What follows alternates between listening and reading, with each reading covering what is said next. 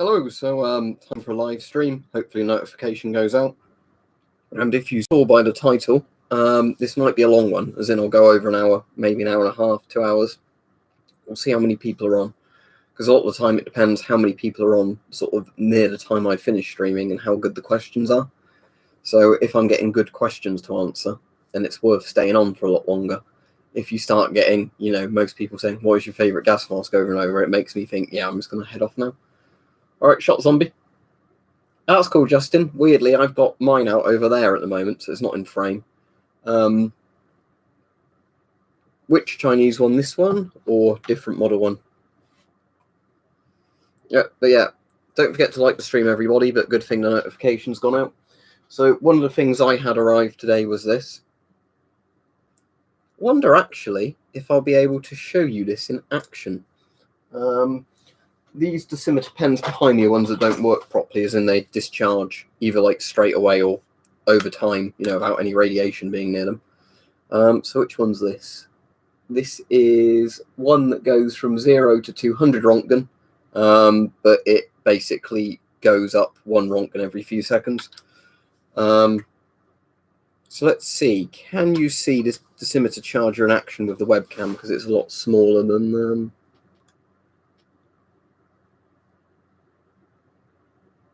It's always bloody difficult to arrange these. Oh, you can look.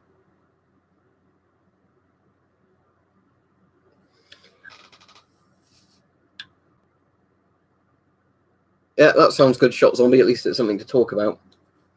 But yeah, this is the old British dosimeter chargers for the British Army and Royal Observer Corps.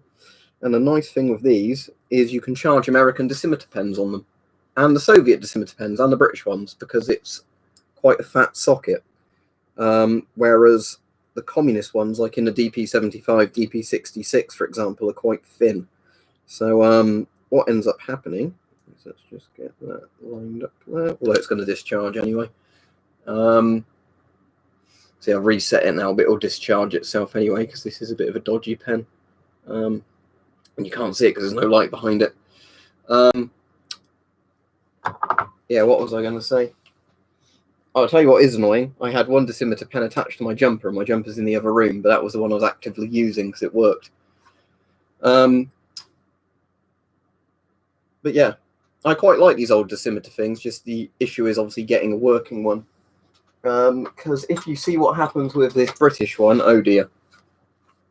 It says 16 on my end, 15 likes. Let's see if I can demonstrate what happens with this one of my British dosimeter pens that goes up to 200 centigrade. So pretty scary number if you ever get to 200 centigrade. So let me reset this. If I can actually get the needle to appear. Do it on the table, it's a bit easier. The only problem with this dosimeter charger is you have to push down really hard on the dosimeter pens to get them to actually make contact with the electrode. Right.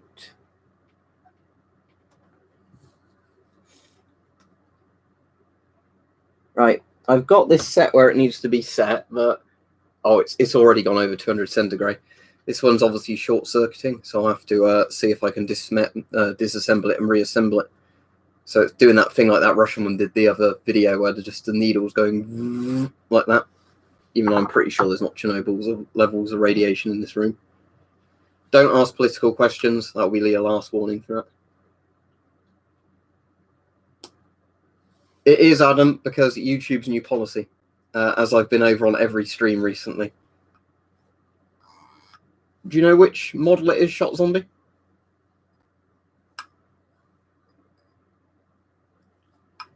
To an extent, Lucas, but not really.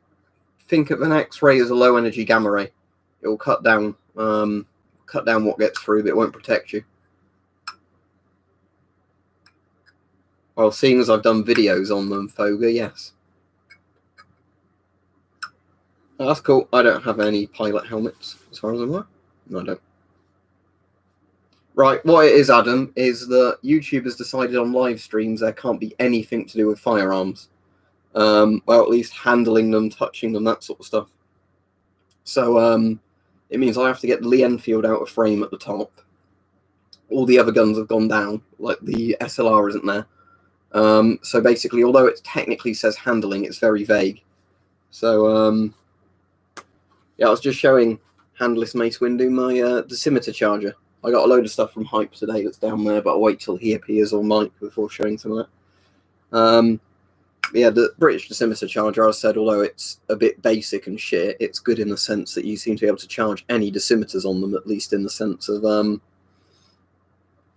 That's interesting. Although, was it a digital one-shot zombie like a modern one? Hello, Hype, I'll show you the stuff you sent in a minute. So thank you for that. Because the problem is, unless it's a digital one that can read alpha radiation, a dosimeter pen would not read radon, because most of them only read gamma, or like very high energy beta. Radon gas is an alpha emitter, isn't it? I don't even know if my mini monitor picks up radon gas, which is why I've ordered an actual radon detector, like one of the digital sort of radon detectors, which is like a Geiger counter but isn't. But regular dosimeter pens would not pick up radon. It was digital, that'll be why, then they'll have a specialist sensor in there.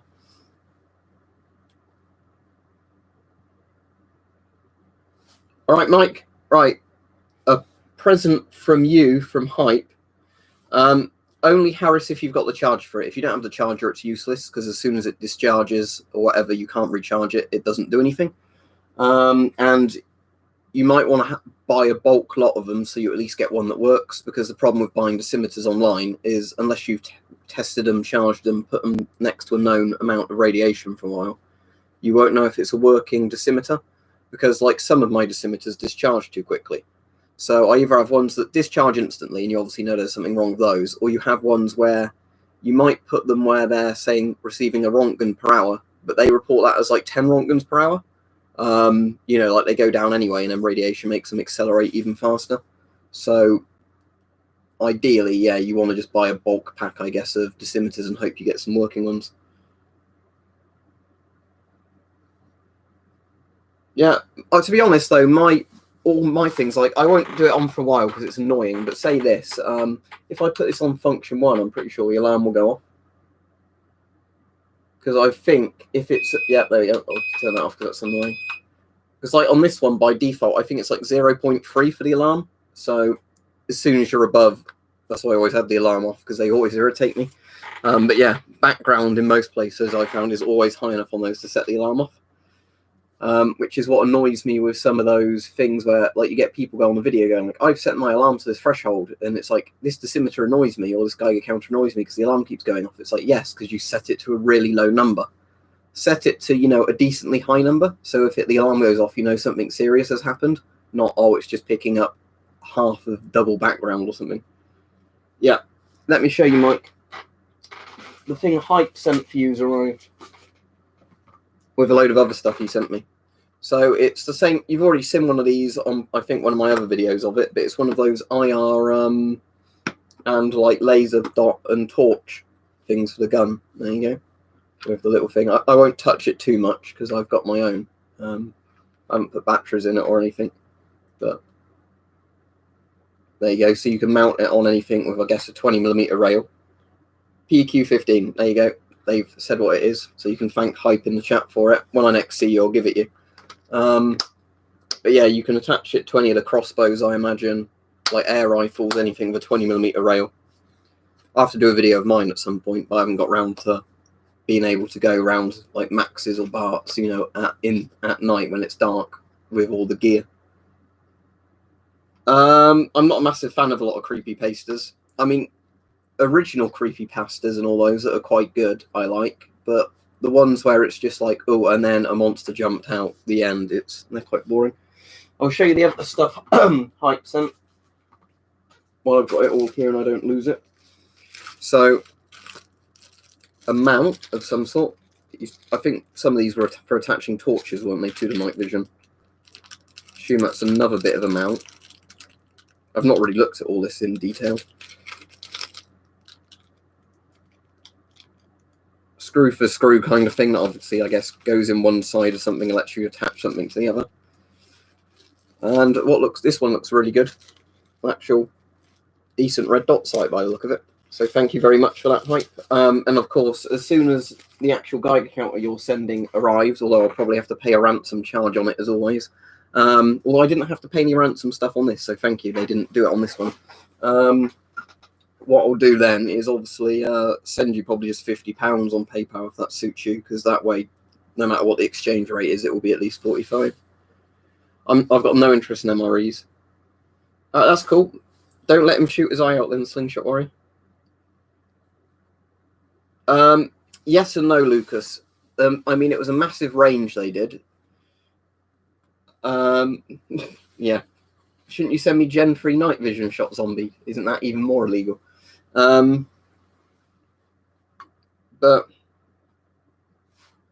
don't talk about shit like that, Metro fan, on here, just because it's a bit dodgy. I'll remove your comment, but that's sort of a friendly warning. Yeah, with the CDV series, I think they were well made for the time, but bear in mind, there were actually shitloads of different CDVs. There's a very good... That's all right, Metro. It's just some people like to keep bringing it up and bringing it up over and over. Yeah, with the CDVs, you've got like the CDV 700s, which are pretty famous, and like those are normally Model 6Bs, the most mass-produced ones, which I think are like the ones from the early 60s. But the problem is with the CDV series is there were so many different models made. You need to make sure you're getting the one you want to get, essentially. And also, due to the age of them, some have been serviced, some haven't. So you might get some that have been like never used, kept in perfect storage conditions. You could probably put batteries in it. It would work absolutely perfectly for ages. That's obviously one thing you ideally want. Another thing that might be good is if you've had one that's been used, but it's been serviced a few times, and like when it's been serviced, the parts have been replaced with decent quality parts, then that's going to be all right. But the problem you're probably going to run into with CDVs is due to the age. They might have been used and abused a bit, put in storage, and then, of course, when you get them and start using them, a part on them will fail pretty quickly. And then getting replacement parts can be a bit of a bitch, because a lot of the really old retro parts in them don't have kind of modern semiconductor equivalents and all that sort of thing. Not semiconductor, sorry. What's the word I'm looking for? Seeing as I've ordered some of the replacement parts for refitting them.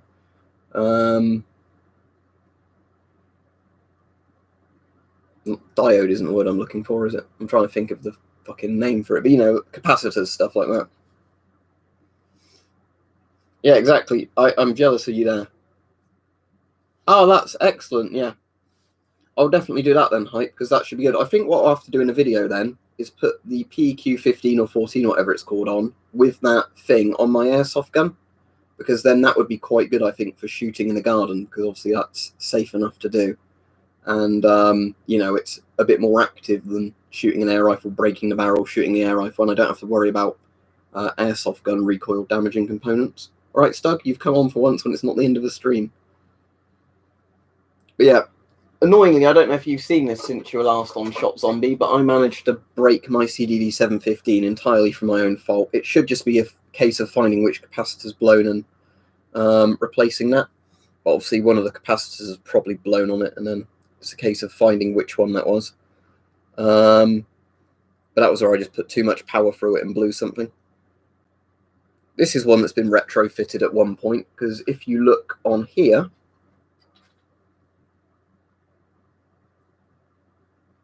the Texas Department of Health apparently calibrated this one in '93. You know, so I think they have replaced some parts, because those bits on these look newer than the ones in the original pictures.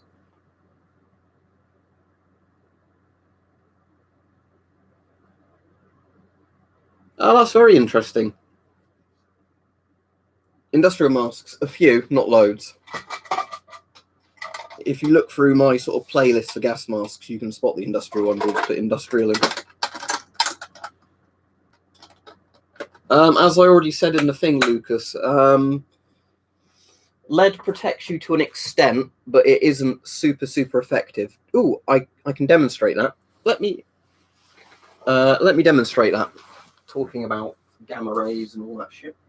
So what we'll do is, let's get this. I'm not going to open this and touch it with my hands. So in here, I've got a bit of automite and a little couple of bits of torbanite. I've got a massive bit of torbanite as well, but we won't play about with that on the stream. So if that focuses, maybe. There we go. So there's those bits. Yeah, the battery holding slot on it though is shit shot zombie. I had to wedge paper in with the D-cell on mine to actually get it to do it. Okay, so let's see what this measures to start with next to the tube. Now bear in mind some of this is probably going to be beta as well.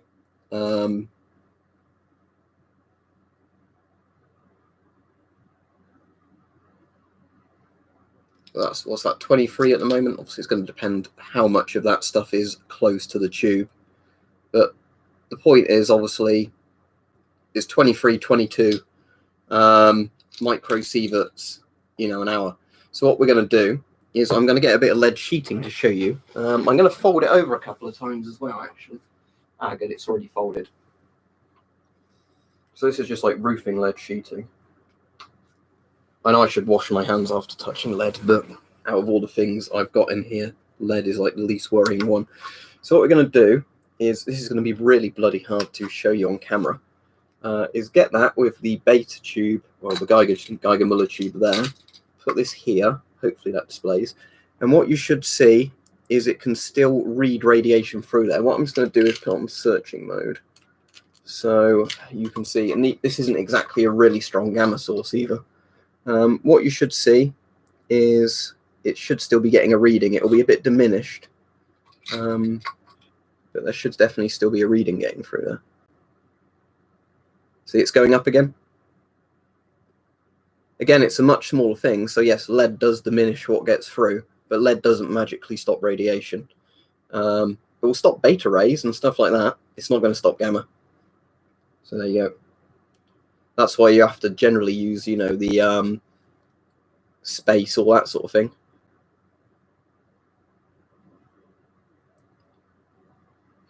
Yeah, the nicest one, there's a couple of bits in there. This is where I've got the automite. What I'm doing is I'm just putting all the really small samples in here, especially because some of them are quite fragile. So there you go. And what I'll do in a second is I'll show you the big one, although the big one I'm not going to get out the case I've put it in. Is that going to focus? Come on, webcam. It's focusing on like a cut on my finger. It doesn't want to focus on the actual... You see my hand shake there. There we go. So yeah, the automite's the light pale green one. The dark green one is the torbanite. The torbanite's hotter as well. Torbanite is crazy hot. Yeah, water is a very good shield, saying that. Hide behind a fish tank. Right, so let me show you the big bit of torbanite. Oh, I found the thing I was looking for a while. Right. As I said, I'm not going to open this. But what I will do is show you this. So, what I had come today, as well as that stuff, was the big museum sample of torbanite. There we go, which was sold off from an old museum. That is very hot. Not in gamma, thankfully, but if you put the Geiger on it, it nearly overloads the SOX in terms of beta. See all the crystals on there? Torbanite isn't actually all that brilliant under UV compared to automite, which is a bit disappointing. So I've got the civil defense pen in there. There's a bit of monazite or whatever it's called in there, which is mildly radioactive. But yeah, so what I'll do now is if I just show you this with it against the thing here. Again, this isn't going to be the most active side of it, but let's just do this and see what happens. Right, see it spiking there?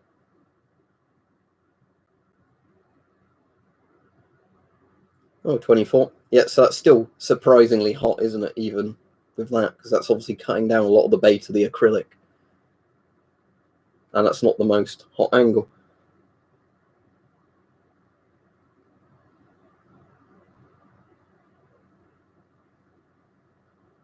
Right, I'll stop holding that now. So there we go. But yeah, torbanite is beautiful. I'll let you see the big sample again in the case. But that's what I spent a load of my Christmas money on, by the way, relatives gave me. Yeah, without the glass stug, I took a photo of that. I'll show you it in a second. Trying to get just a SOX at the prime angle.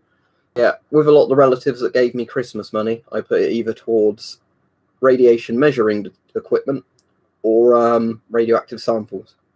And that's a museum bit of torbanite that was sold off by a Swedish museum. So that was about 120 quid. But bear in mind, a lot of the time when you're buying torbanite, the really small bits like that are like 30 to 40 quid. Getting that for like 120 wasn't bad at all, especially when you consider the radioactivity. Anyway, let me pop these back. I'm not going to have a Geiger counter on the stream because the clicking will annoy me. CDV, I'm not going to use too much either because I don't want to damage it. But yeah.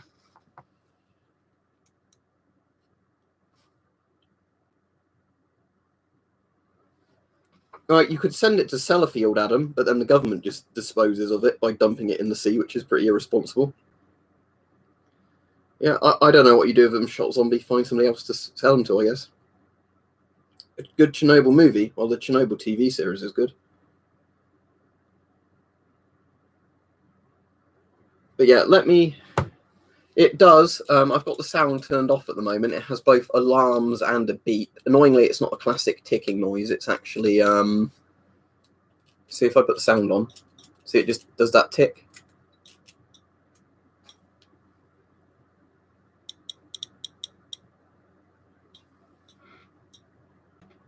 But the tick is just every time it counts. It's not like every time it has a micro sievert on there.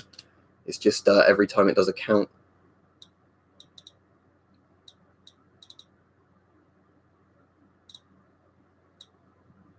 Yeah, I'll turn that off because this is the one I run in the background quite a lot with the other one as well. So I hate when it ticks because obviously that will use up more battery if I've got the volume on. And I don't need a volume on it because, you know, if you're running them 24/7, you don't want them ticking. You just want to be able to look at display. Right, anyway. Well, the one Harris I'm getting for myself soon is a Terra P. I've got one on order. And that's probably one of the best digital dosimeters you can buy that's not like a military grade one. The problem with stuff like the SOX and a lot of these, it depends what you want it for, is that these aren't shielded and these max out very easily. So you'll get an artificially low radiation number a lot of the time. So you'll go, oh, it's fine, I'm only being exposed to this much, when in reality you could be being exposed to a lot more. It's a 3.6 Rontgen problem. No, I don't have a PO box. Only a few people are trusted to have my address, so you can't send me stuff is the short answer. Right, let me show you. When I put it directly against the torbanite, and hopefully that shows up on there. When I put it against the big bit of torbanite and the little bits, that was 230. If you can see that, 230. Yeah, that's all right, because I won't be leaving that one running all the time. What I'm probably going to do with that one is use it for tests and when I just want a really accurate one. But for the ones running on my wall, that's fine. But, you know, it's just on something like the SOX, because it can't do a high-level count, all I want it for is just background counting, really. But for putting it temporarily next to things to take measurements or doing a stress test of it, that should be fine. And if you wanted to see what happens to the radiation reading when you put... it directly on top of the torbanite, that was getting 178 microsieverts. It could, in theory, be a lot higher than that because, as I said, the SOX will report low, not report high. Yeah, I've got the Kajou one here. If you want a link to it, Hype's got some for sale unless he sold them all already. There's that one. The accuracy compared to the SOX are very similar, and this is a lot cheaper. As you can see, I've drilled some beta holes there. The one on the wall is currently reading, because I've not got the lead shielding next to it, about 3, like 2.5 to 3. And not as in 0.25, as in 2 to 3 microsieverts. But what I was doing earlier was testing, you know, the inverse square law, where you'd walk up to it, walk a bit further away, walk a bit further away, and check your readings. Depends if you swallowed it in Zoltid, but if you swallowed it, you would be dead. Apparently, it's toxic in of itself as well, not just the radiation, but you're going to have alpha, beta, and gamma shooting through you, plus the like chemical poisonousness of the crystal. But yeah.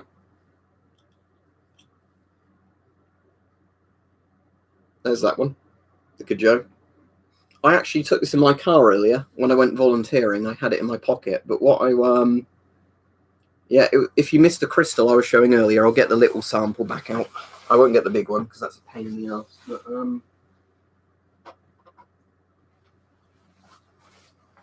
tell you what, rather than the micro sievert number, let's see what this says. This is on counts per minute.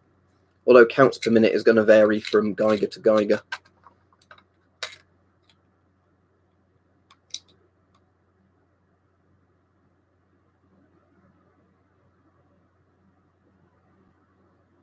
Oh, that's cool. I was trying to find some uranite, Chris, but I couldn't actually find any for sale.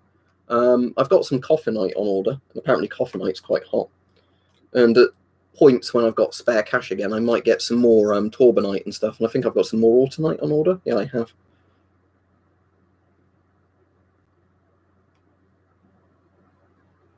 So that's a 1781, 2455. Yeah, you can own uranium insulted. UK laws on nuclear material is very strange. I've said about this before, but the problem is with UK laws, we're at 3000 CPM now. The problem with UK laws on a lot of radioactive material is that it was written by somebody who's a legislator who doesn't know much about radiation, not a physicist, you know. But there you go. So it might get to 4000 CPM in a minute. I'm not going to hold it in my hand too much longer. I know the plastic's there. I know it's sort of going down a bit now. So yeah, about 3600 to 3700 counts per minute on this. But again, it's going to depend a lot on the Geiger counter. If you want to see it on the CDV quickly, I'll show it you on the CDV quickly. I'm not going to put the speaker on because it will annoy other people in the house if I constantly got it ticking away. But let's test it on the CDV. Yeah, some lucky bastard shot zombie on eBay managed to buy like raw radium powder. I would love to fucking buy that because I have to get mine from aircraft dials. But you know, he managed to find like an old-fashioned just jar of radium powder. So for fuck's sake, do you know how expensive that would technically be per gram? It's like lucky bastard. I mean, very unlucky bastard if you're not taking the proper precautions of it. But if you had a few grams of radium, you can calibrate CDV 715s with them because it gives off enough gamma that it actually gives you a reading there. Right, so we've opened the beta probe. The annoying thing with this CDV is the wire's a bit damaged there, so you generally have to keep the probe on here or else it just stops working. Okay, let's put on times 100 because I imagine the count's going to be pretty high. Put that there. There goes the needle.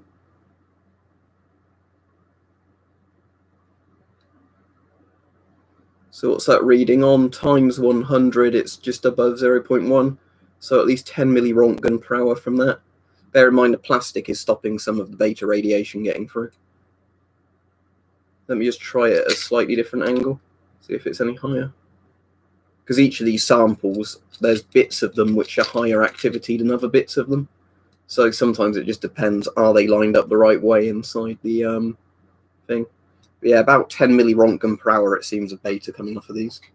That's through the plastic as well. I'm sure it would overload it if I did it outside of that, but I don't want to do it and then risk dropping little bits of crystal on the floor.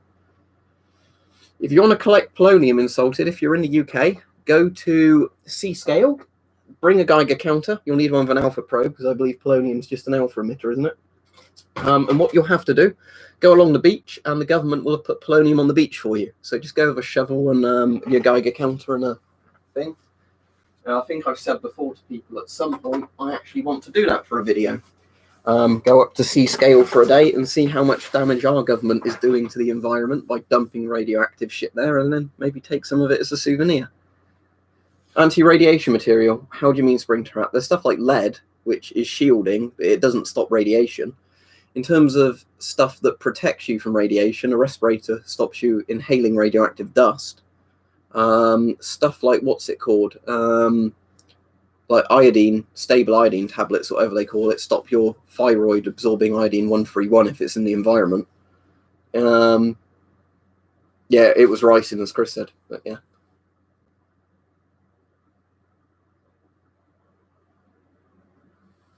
Yeah, don't give them ideas, Hash. But yeah, the thing is, I'll remove your comment. Nothing against you. It's just generally don't want people giving people ideas of that sort of stuff.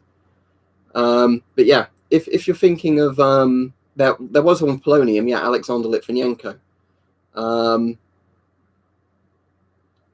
They put polonium in his tea, so it destroyed him internally.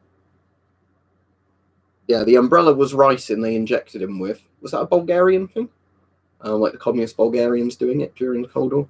But the Alexander Litvinenko, they put polonium in his tea, so when he drank it, it's essentially like poisoning him, but poisoning you with radiation, which is one of the horrible ways to go. You know, it's not a poison that kills you within a minute or something. It's like, no, you're falling apart for a week.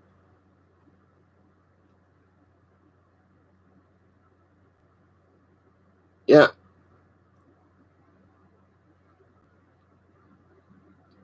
Yeah, that's a good idea, Shot Zombie. Do you know if it's still hot? Or is it one that's not active? Because I've seen some videos of those in collections where they're barely active. But, I mean, if you know what that emits, that would be really good for calibrating Geiger counters.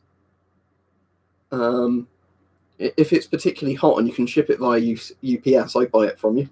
But yeah, maybe not a funny idea to joke about that on the stream, but I don't know.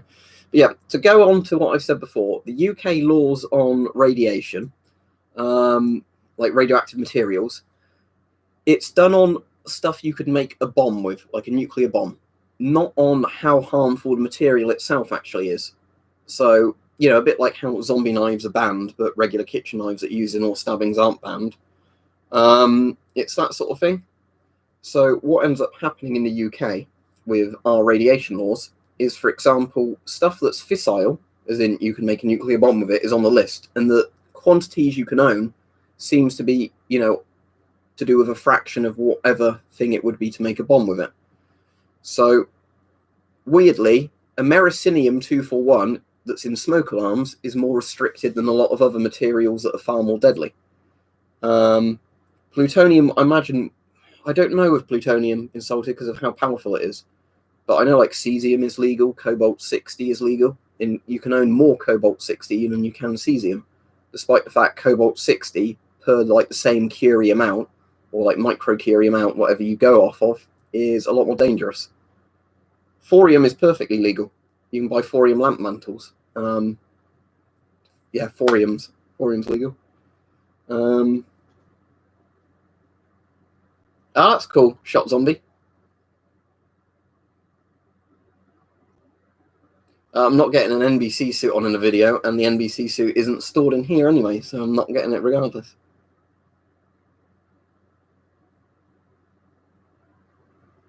What, restricting americinium-241?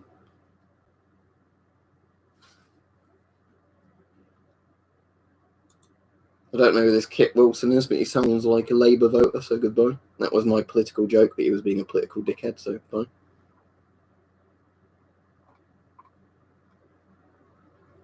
Saying about that, I watched a interesting film earlier. I watched Zodiac, which I'd never got round to watching. That was all right. The one about the Zodiac killer. But the more interesting one was a film that I thought might have been a bit shit before I watched it. I'm trying to remember the name of it, but it's got Daniel Radcliffe in, you know, as Harry Potter. And it's about like him having to infiltrate sort of neo-Nazis, white terrorists sort of things.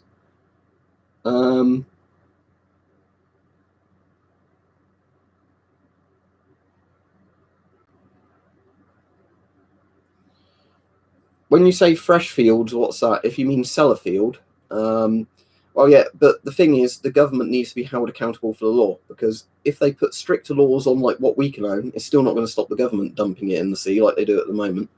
You know, should the government actually not pollute the earth with lots of shit? Yes, of course they shouldn't.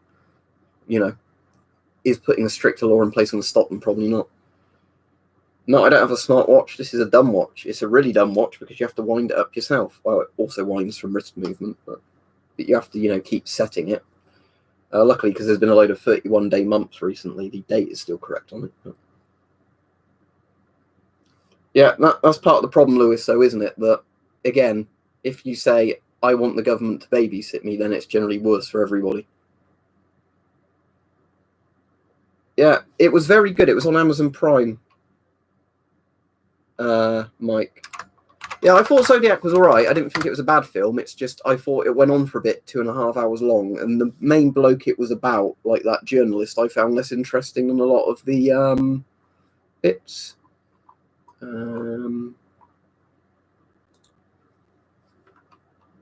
Let me. I can't remember how you go and watch history. But funnily enough, that Daniel Radcliffe film was actually about Cesium and Imperium. That was what it's called.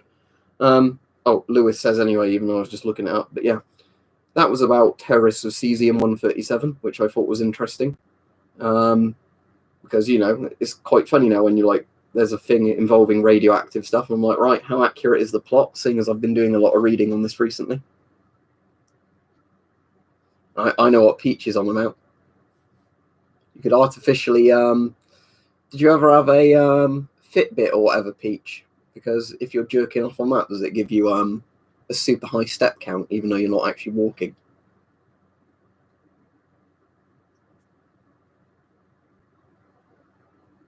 Yeah, I've got an IBM Model M insulted. What I'm hoping is meant to be coming tomorrow is my radon detector. I'm definitely doing a video on that because I'm a bit worried what the radon concentration is in the air in here. I think this is one of those detectors that runs non-stop. It does like a quick thing that isn't as accurate, and then it does like a 7-day report that's meant to be a lot more accurate. It was like 150 quid, but it's probably worth getting a radon detector.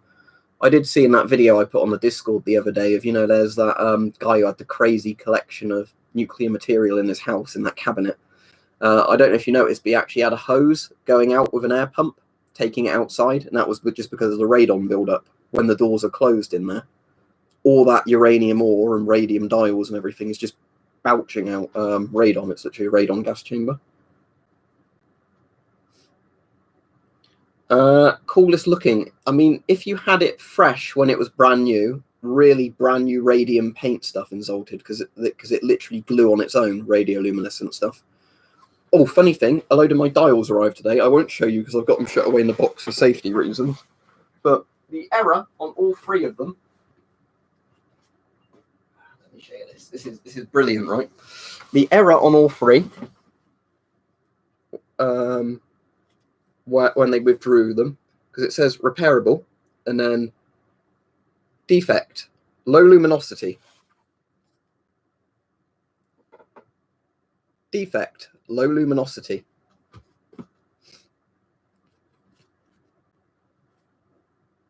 Defect, low luminosity. The reason for that is radium paint over time eats into the actual stuff they mix the paint with. So it stays radioactive for like 1,600 years. It doesn't glow in the dark for 1,600 years. That's kind of the cool and horrible thing with radium. It's as horrible as it was for everybody painting the dials. It didn't last that long as a glow in the dark thing. Go to a doctor, TH. I'm not an expert on that. Oh, I've not seen that one, Peach, but yeah, that makes sense. Yeah, Adam, exactly that. Iodine, because what it's doing is it's blocking the thyroid from absorbing iodine-131, which is radioactive iodine. If you take too many iodine tablets, that's bad for you full stop, because they have a load of effects on your body anyway if you overdose on those. And yet the reason they work is because they're just simply going to saturate your thyroid to stop the iodine-131 going in.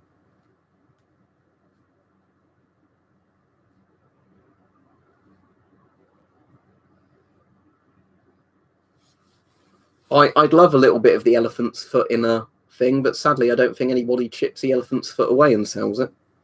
But yeah, I've got a bit of Trinitium, or whatever it's called, the little bit, no, Trinityite, isn't it? The bit of that, bit of the Trinity test site. But yeah, I'd love a bit of the elephant's foot, but sadly I don't think it's for sale. Yeah, radium paint was a massive thing in Salted, like early 20th century. It was what they used to paint on watches, dials, all that sort of stuff, because it essentially glowed in the dark to begin with. I've got some radium watch hands that are barely radioactive, so I don't keep them in the box. Let me show you. Because a lot of the time with radium, Actually, let me get this pile because this is the more interesting one. So let me just get my UV torch out. So it won't show up that well on camera, but there's a load of watch hands in here. The radium ones I've started separating, but I haven't done them all yet. Under UV, you might see this. They have a weird kind of ghostly glow. There's a radium dial there. See the dial? That's actually showing up. See how it glows?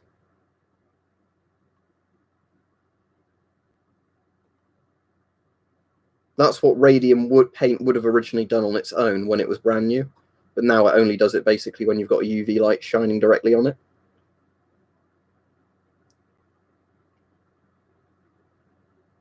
But yeah, that's what radium paint does. It basically, it did at the time. The hottest things I've got with radium paint on is aircraft dials, because what they used to do is the pilots in World War II. I can show you an instrument, actually. I'm not going to power all this one up again, but here's a turn bank. What they used to do was paint radium onto the instruments so pilots could see in the dark, because obviously you couldn't have the cockpit lit up at night, because then, you know, anti-aircraft teams could see you. But they had them glow in the dark by, you know, having radium paint on them. All right, cool shot, zombie. I'll look at that later on. But yeah, that sounds very interesting.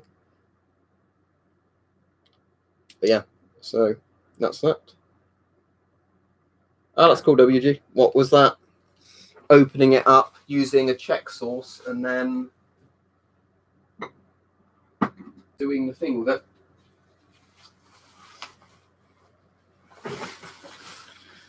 You know, using a screwdriver on the little adjustment knobs to get the right thing for the things.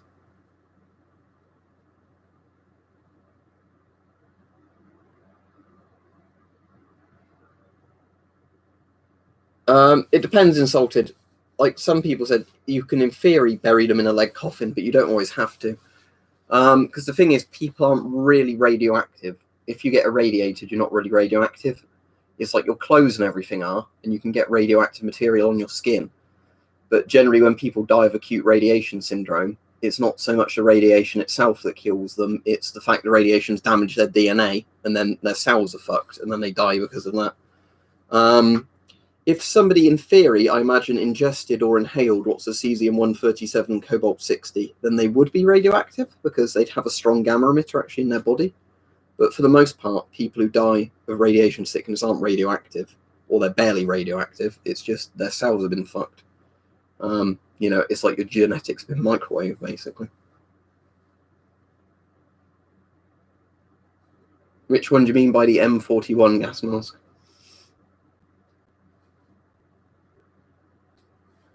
I don't think there's one behind me called the M41.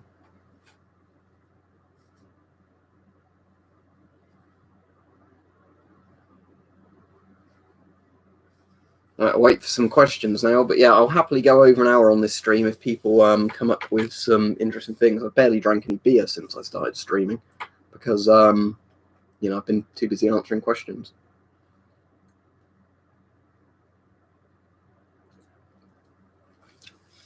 Yeah, the interesting thing, WG, is only the regular DP66 has the beta decay scale, doesn't it? As in, like, the counts per minute. Because the DP66M has the 200 Rontgen display at the bottom, just like the DP5s do. The DP75 has the 500 Rontgen display at the bottom. The really good one from Audi, which is a bit like some of those French and Belgian beers, but just cheaper. Probably can't see the label very well on there.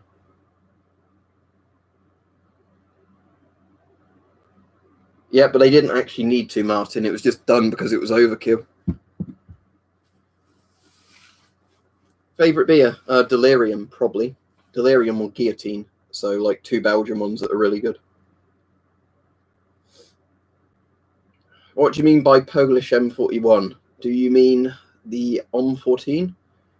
As in the Polish version of the Shum 41? Yeah, what Ghost Jesus just said. Because, yeah, you have to be careful talking about that sort of stuff on here. And as he said. But yeah, I actually wish all counters basically did what this does. And like you're saying, a regular Polish DP66, not the later variants, where you've got counts per minute or counts per second on the bottom scale, and then the equivalent dose on the top scale. Because, it becomes a bit irritating with some counters when technically a Geiger counter actually measures in counts per minute or counts per second. It doesn't measure in like absorbed dose. That's kind of just an equivalent sort of factor. Do you know what happened to the bloke who did that Insulted? Because that used to be a stupid kind of fad thing. There was a US sportsman, like a famous golfer, who did that. And I think the newspaper article on him ran, the radium water worked fine until his jaw fell off.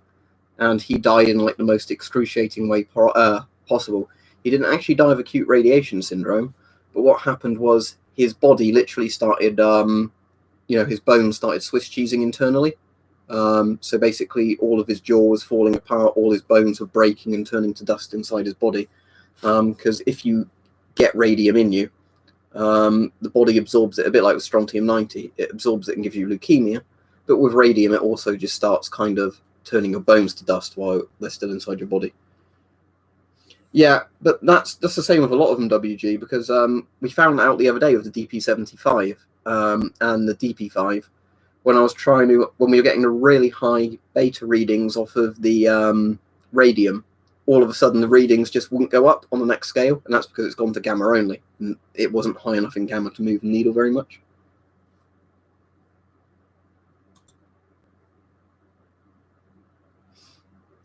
Which one's hydrofluoric acid? I'm going to Google this now. I know hydrochloric acid, but which one's hydrofluoric? And bone damage, yeah. Oh.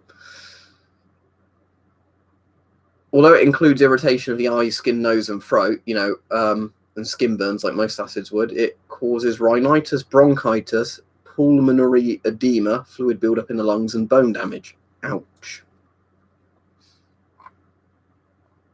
Yeah, it doesn't sound fun, does it?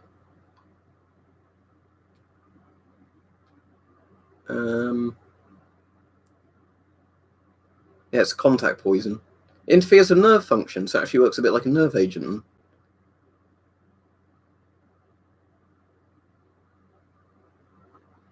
Let me get the it's on the Radiafor thing, isn't it? The blokes, yeah. So this was the name of the radium energy drink, and I'm not making this up. But yeah, it contained at least a minimum of 1 microcurie each of radium-226 and 228.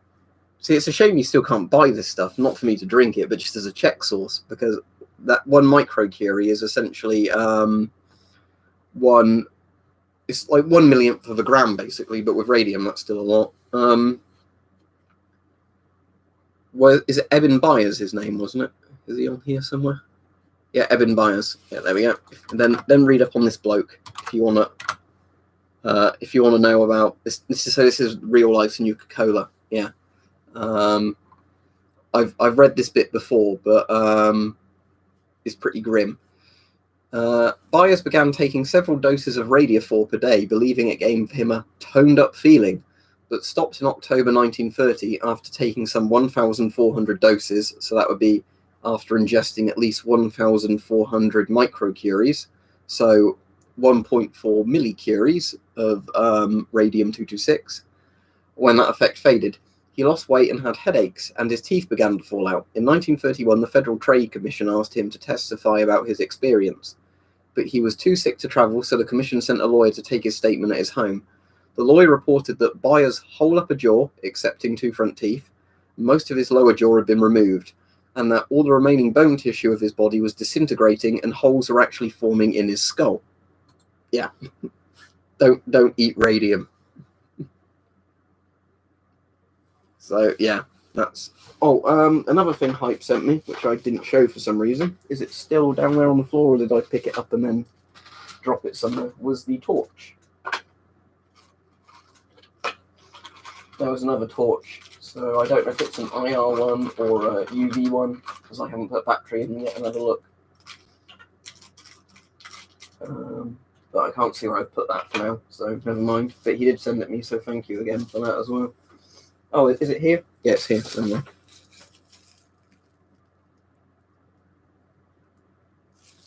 And it's in. Oh, so you can't see it.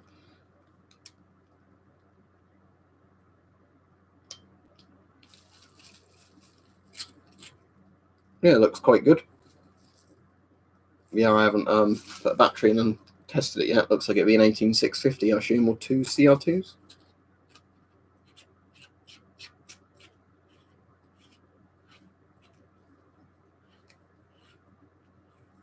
No, it's just a regular arming sword if you're looking at that one.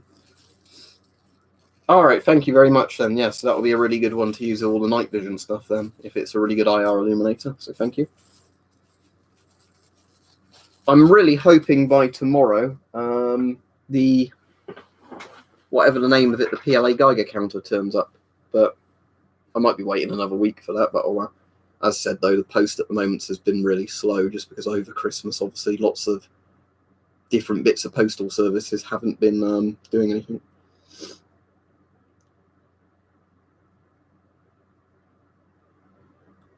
I assume you mean NBC gear, Shop Zombie, not NPC. All right, don't get stuck in the air vent though, because that'd be a pretty horrific way to die, being stuck in an air vent for all eternity until you starve to death or like die of thirst or whatever.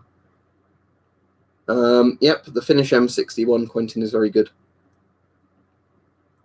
It is an NPC gear thing, Shop Zombie, Orange Man Bad, the t-shirt. Hello. You can look for the people blue check marks on Twitter.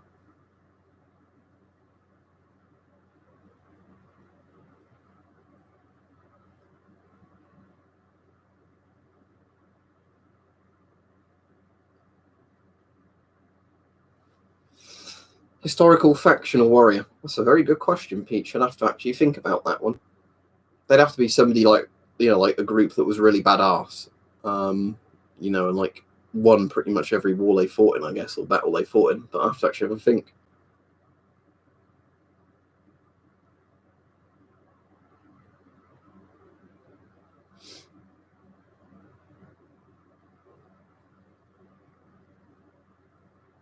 I don't know enough about Franklin D. Roosevelt to tell you his third or fourth term stuff. I know he's the one in the wheelchair. Did he have polio?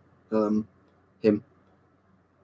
Because I know he was in charge at the beginning of World War II, wasn't he? But then it was Truman at the end of World War II for the US. But that's me trying to remember it, because I'm not American. We just had Churchill. That was easy.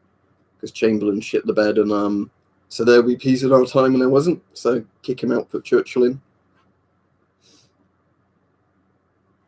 Favourite tank from World War II would probably be the Sherman, just because late model Shermans are actually really bloody good tanks and mass producible. Yeah, I think what like Hype's saying as well, that most, yeah, if you think of historical armies, they've generally always had at least a few fuck ups, haven't they?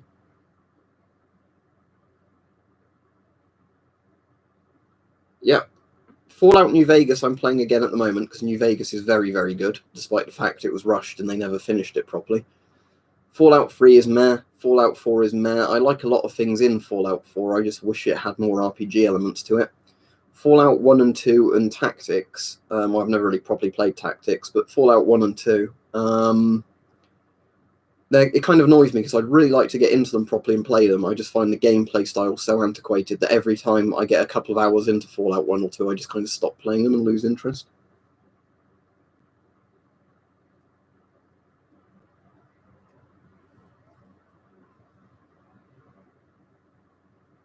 Yeah, that would be good if they finish it Ghost Jesus, wouldn't it? Because it would be New Vegas with better gunplay and graphics. But, oh, there's Fallout 76 as well, isn't there? Because Laserpoint gifted me that. I've heard at the moment you can't even log in, because people can like hack your items if you log in or something, because Bethesda just literally can't throw in like fuel on that garbage fire. Interestingly, Shot Zombie, there is a remake. Somebody is doing a Fallout 1 in New Vegas. And it was one of those mods that apparently got cancelled. They said, okay, we'll release all the stuff, and then people carried on making it after they released all the assets. It's not finished, unfortunately, but there is a thing called like Fallout 1 story mode or something for New Vegas, and it's got Shady Sands and a few other places in it. You know, like fully done.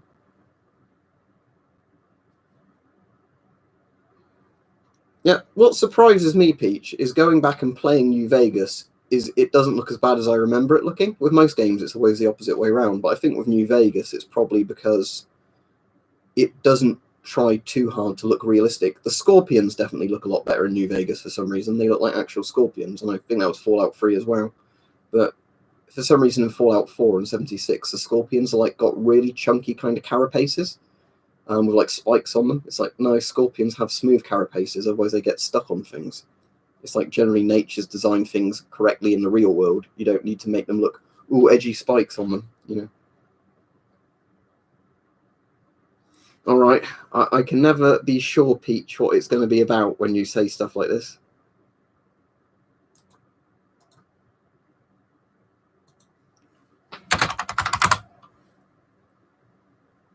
Oh, so is this a bestiality game, Peach?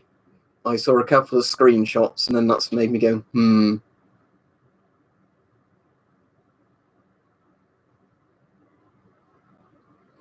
Yeah, what's... Oh, yeah, Obsidian, yeah.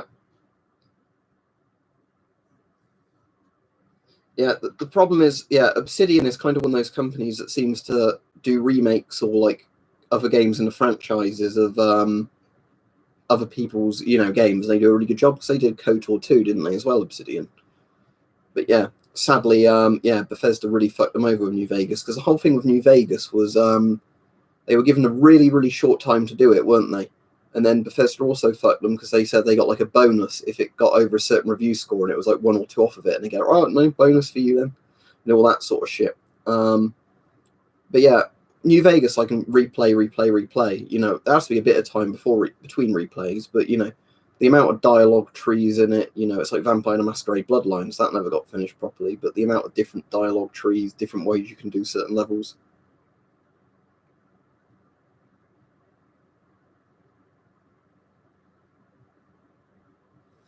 Yeah, there's definitely some of them in there, Ghost Jesus, although for some reason I read that as ISIS employees. For some reason I was like, what? But yeah, no, Black Isle, yeah. Probably a bit too strict here, Hash. A bit too liberal in the US, but I wouldn't change anything in the US because, shall not be infringed. But yeah, I think the main thing I don't like here is kind of the politics that goes along with it. Like if you have a gun, you better not say anything controversial. The government might take them. Also, Mike, did you see the thing? So I don't think you've been online since. Where every time you buy a new DIAC, it has to be registered now. Apparently, we're going to have to register any of the DIACs we currently own. Although we've got like 2 years to do it, so I'm going to wait till like a few months before the time period ends in case they scrap that before it goes through.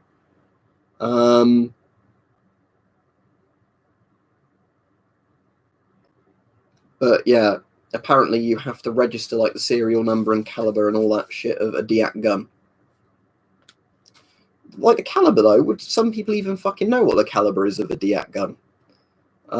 Like I know obviously if it's a famous gun, like an AK or a FAL or something like that, you'd know the caliber, but sometimes you can find really weird obscure guns, can't you, on DIAC gun sites?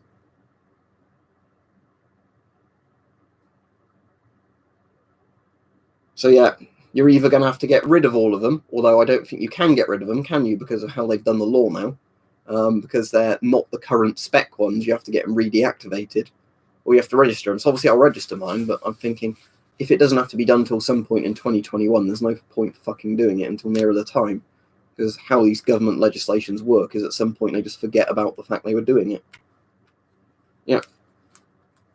So, yeah, it's now got to the stage where there's even more restrictions on DIACs and air guns, even though you could kill somebody with an air gun, but you couldn't a DIAC. Well, I suppose you could bash somebody with either, but air guns in theory can have enough power that they could lethally shoot somebody, because that does actually happen now and again over here.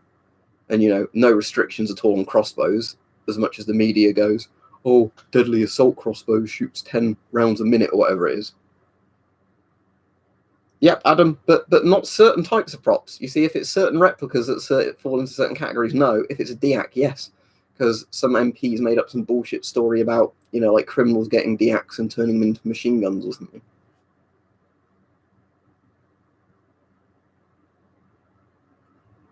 Oh, that's a real shame, Tom, if that actually really happened. But yeah, it can happen, obviously, because if you had 11 to 12 foot-pound air gun, and it's shooting a pretty solid lead pellet, and it goes into soft tissue like the neck or whatever, it's not going to stop instantly, is it? It's a bit more powerful than the Red Rider, and even then I wouldn't want to be shot with a Red Rider, considering what I've seen it done, to certain surfaces.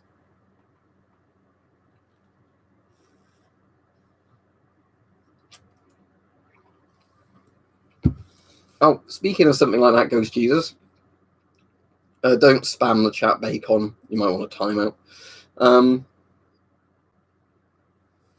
What I was going to say was,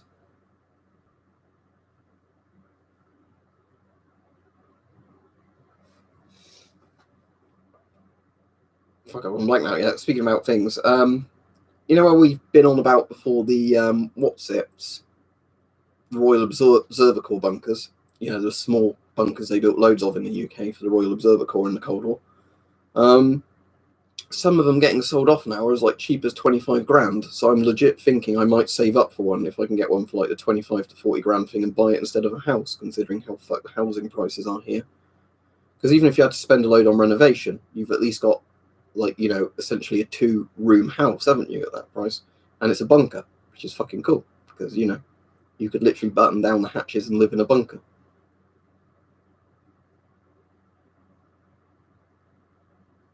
Yep, I can do that for you, Hype. Let me open up the packet. I don't know if I've got any of the CR batteries in here, though. But yeah, let's open it up and have a look. Hello, I am the Typer. You've got on for once before I finish the stream. Alright, let's have a look then.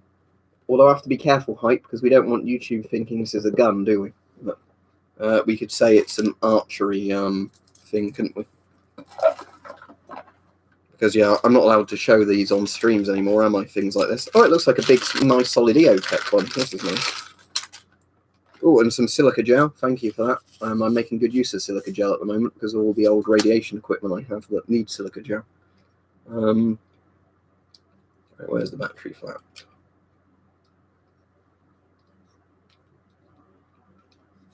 Yeah, there. Yeah, it's a car. Brum, brum. See, that's the driver. Oh, it's a little telescope.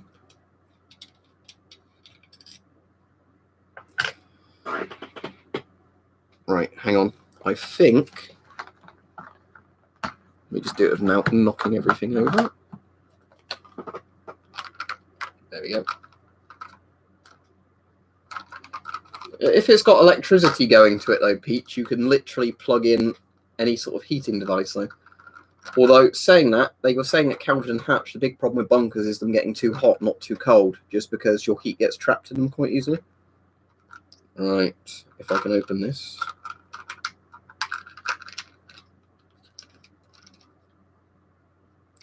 Did you say 16 340s? Yeah, excellent.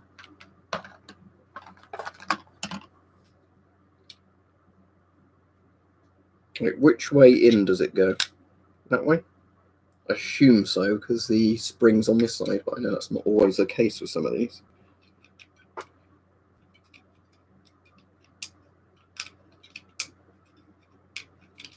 Right. I hate these spring covers, though.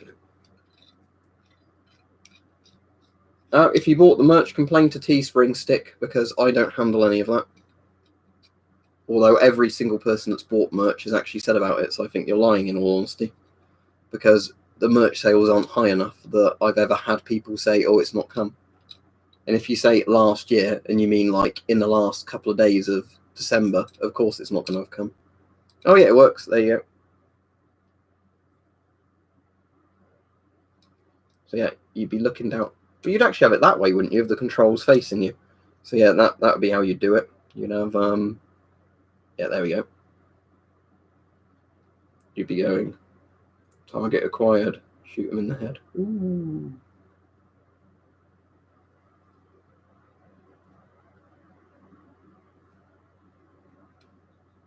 So I take it that's for the zeroing, the down and up. Then NV, cool. So NV is to change for the one you can see on night vision or not. It also changes from red to green. That's cool. Yeah, thank you very much. That looks really good. I'll probably keep that on my airsoft gun when I get that used, but sadly I don't get to do much shooting anymore. Is there an off switch? other than just taking the battery out. Oh, no, that the thing for changing it's there, isn't it? These ones at the back do anything? Ah, does that change the brightness? Hang on. Ah, yeah, that's the intensity. So now it's really bright.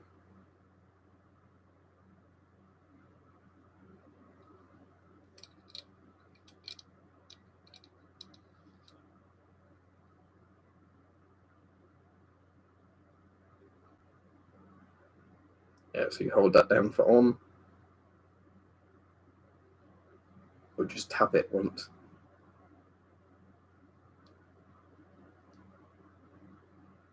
Or is off meant to be going to that switch?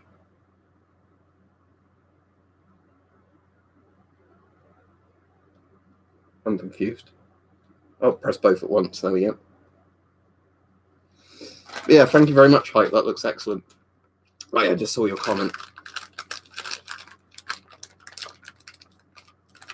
Yeah, that's the thing, Mike. From what they said at Calvin and Hatch when I was there, that was exactly what they said. You actually have to constantly try and cool them, not keep them hot. It's like the opposite of what people think, just because when there's people in a bunker, they generate a lot of body heat, and that heat can't go anywhere.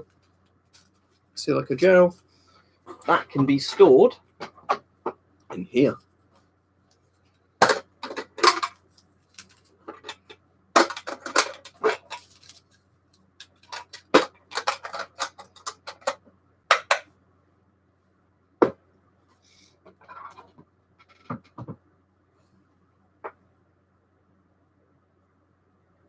Right, I'll stay on for a bit longer if people can keep the chat interesting. What sort of bunker scams is in people buy a bunker and it's actually really shit? Because I wouldn't even really want one for the sake of it being a bunker. It's just it's more affordable than a house by like a 10 times plus margin, which is sort of crazy to think about it. And, you know, because I'm an antisocial person, if somebody says for a cheap price, you can buy a bomb-proof bunker that's in the middle of nowhere, you never have to deal with people, or for like 10 times the price, you can buy a single bedroom apartment sort of thing, I would say, I will take the bunker, please, for 10 times the, 10 times less money. And I will sit in, a dank hole in the ground and pretend the world above's been destroyed. Well, my favourite's the CT12, as you already know.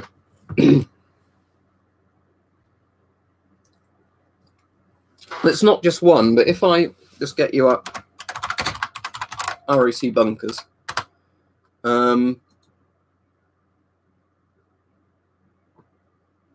let's see if I can get a picture where you can kind of see the whole thing in one, rather than it being, like pictures people have taken of like one corner.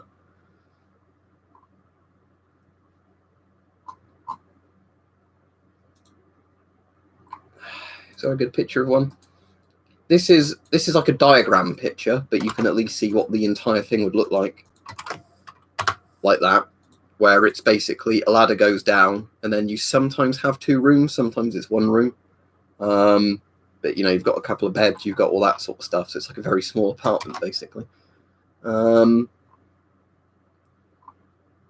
seeing if I can find a picture where somebody's just taken one completely from the doorway with like a wide angle camera, because a lot of them are just kind of like really close-ups of one corner, which isn't helpful.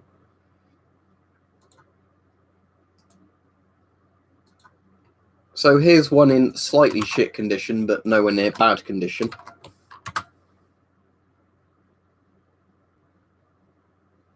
I'm into all that stuff, I am the typer. It's just at the moment I've been getting really into radiological stuff because there's a bit more to it.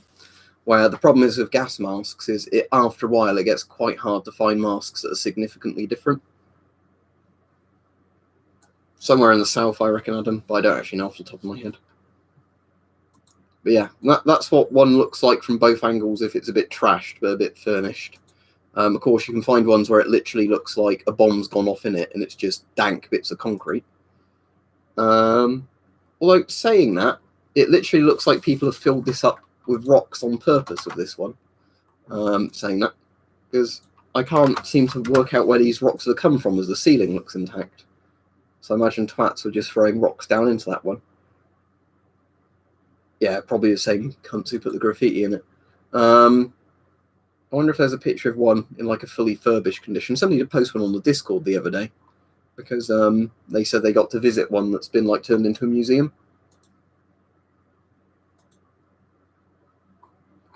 But it's, again, finding a decent picture.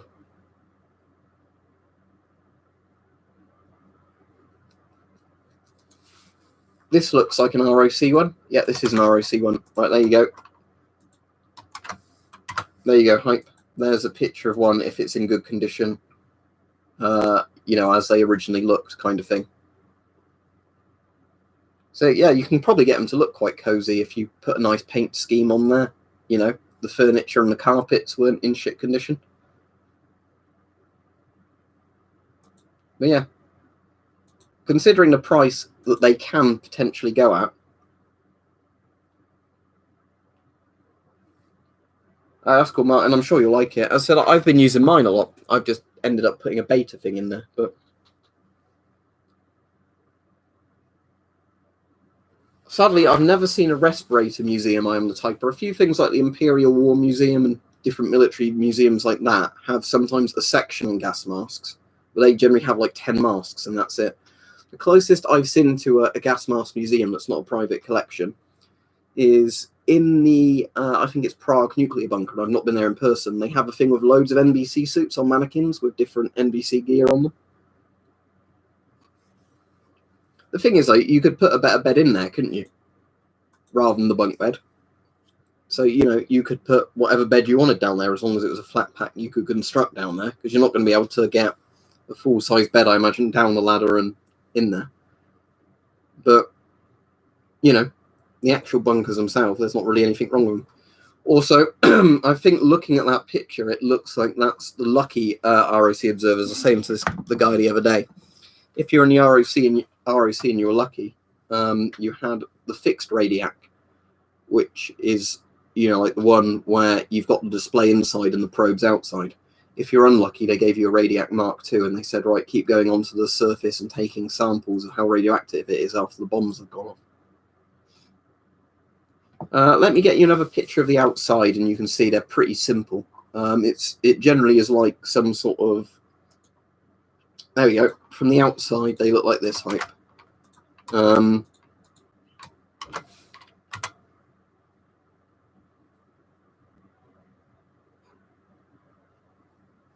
There you go. So yeah, from the outside, they look like that, which is,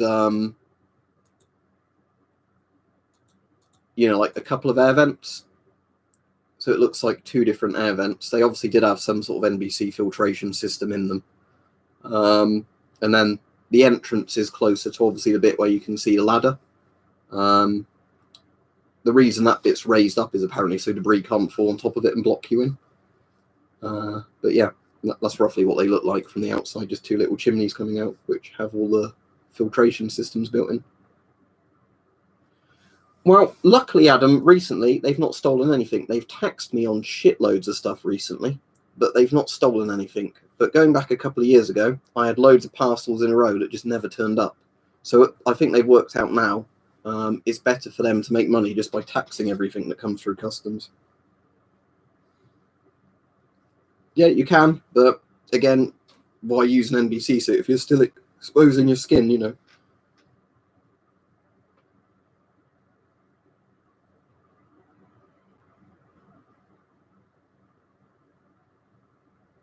But yeah, all the ROC bunkers were, for people who are wondering, it's the Royal Observer Corps, and it was just where they'd have 2 or 3 people in the bunker, in the idea that if shit went on, you'd have people that could just report back on various things, like, we calculate a megaton has maybe gone off here and report it through to, like, HQ.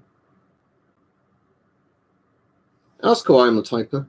Yeah, annoyingly, compared to some countries, in the UK, we don't have many bunkers. They, probably be quite easy hype, I imagine, because if you've already got the chimneys there, all you literally need to do is put a modern air conditioning unit in, and then you've already got the bits you can wire it up to, So I think a lot of the stuff is in place, essentially, with those bunkers to do stuff. It's just a case of, spending a bit to do it.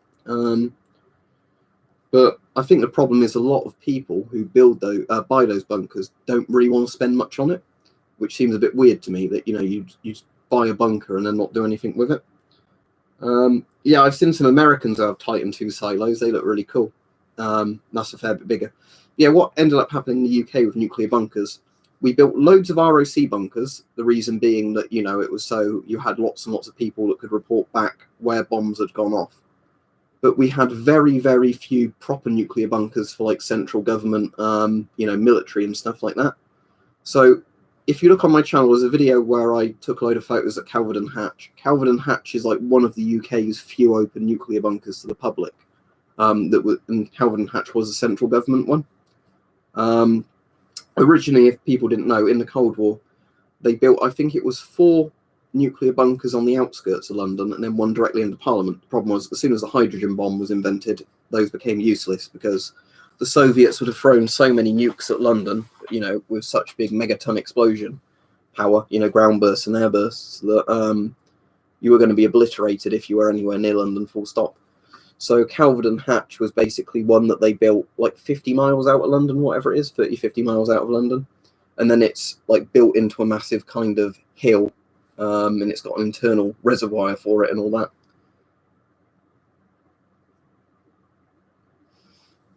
There's lots of interesting things like that, isn't there? Like the ones I've seen at weird are like abandoned mines, where there was like almost towns built in old mines because the mines were so big and like, employed so many people. But yeah, the thing is with the ROC posts is it's basically like a one-room apartment bunker, basically. It's just where the government built a lot of them, because they weren't bunkers to house people as such. It was to house a couple of people who would report back radiation readings. Yeah, it's just a shame, because obviously I have a lot of respect for the people that buy them and then turn them into museums, restore them so they look what they originally look like, and then either charge or let people go in for free to see what they were like. But the strange thing with some of them is it seems people buy them and then just do nothing with them, which, seems a bit odd to me. Like, I completely understand if you live in it. I can actually understand if you used it for storage, but the idea that some people buy them and then just don't do anything with it, I guess maybe thinking it appreciating value. But then again, some people do the same thing with fucking houses, don't they? They literally buy houses and don't live in them. And then, that fucks over everybody else, which is one of the few things I can understand with some of the government saying, people shouldn't be allowed to buy loads of houses and then not live in them. Because, yeah, it is a problem when you've got a housing crisis. There's not enough houses already. And then, you get people literally buying houses and not living in them.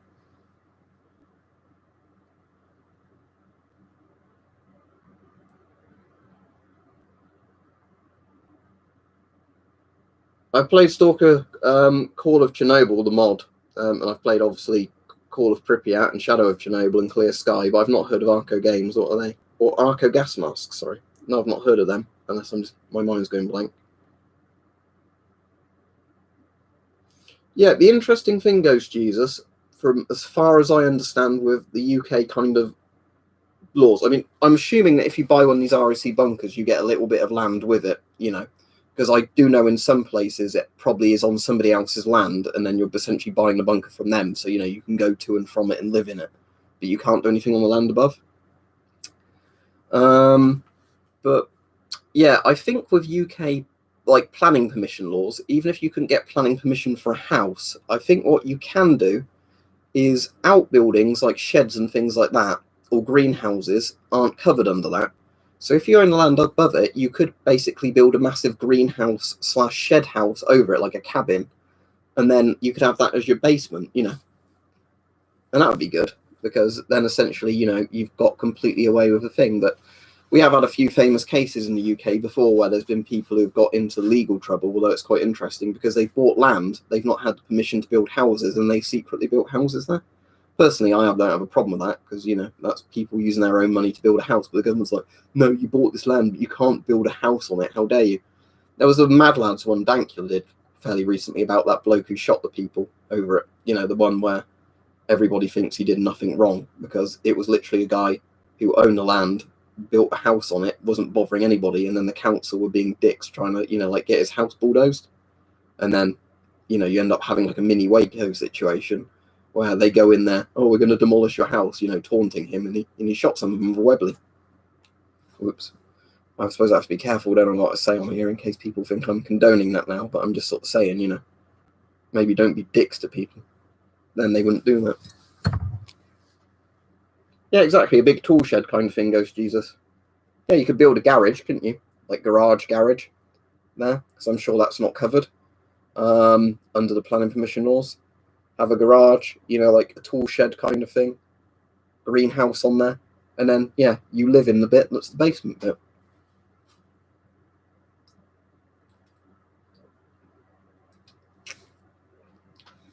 Yeah, we're very much, Adam, the thing of you need, approval over everything, and then people can object in your neighbourhood to what you're building. Yeah, exactly, Peach. Mess with the bull, you get the horns. Because the thing is, with stuff like that, I just cannot understand the logic of somebody has legally bought the land, so they've paid for the land, they build a house on it, which doesn't bother anybody for ages. Somebody eventually figures out, oh, there's a house there that shouldn't be there. And I'm assuming they're paying all their utility bills or whatever, if they're even paying it, not running a generator and using a wood stove or whatever. And then, right, let's constantly, throw legal fees at you and, we're going to demolish your house because fuck you, how dare you build a house here? But I suppose that's probably why you get a lot of people who like bullying people essentially go into those sort of positions, sadly, where, how can we fuck people over? Because, if I think of criminals, I do not think of somebody who has built a house on their own land as a criminal, in all honesty.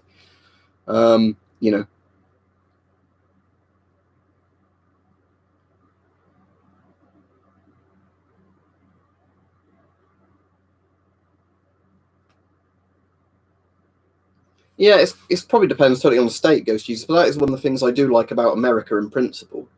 As much as there's probably lots of things that are horribly wrong in America, just like there's horribly lots of things wrong over here.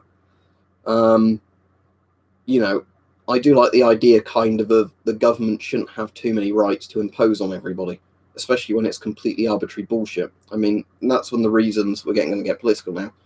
Lots of people over here don't like the EU because a lot of the EU's legislation, unfortunately, is all about bureaucrats trying to just think up more laws to restrict more things. Like, oh, you have this type of shower, but unfortunately it does not consider these energy requirements. So now we are going to change the laws on these showers. So you have to spend hundreds and hundreds of euros if you want to simply switch your shower to a new model. That was something we ran into, actually, weirdly. We wanted to put a new shower in our house, and we're told basically we'd have to spend thousands doing it because our old type of shower didn't meet the EU regulations. So you'd have to have all new electronics put in the house, as in fuse boxes and everything, have everything rewired, have different water pipes put in that met the current EU regulations. And you're like, fuck it then. And it's the same thing with dishwashers and loads of other stuff.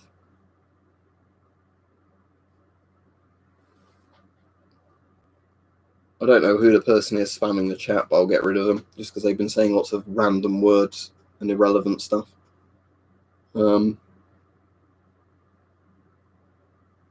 But,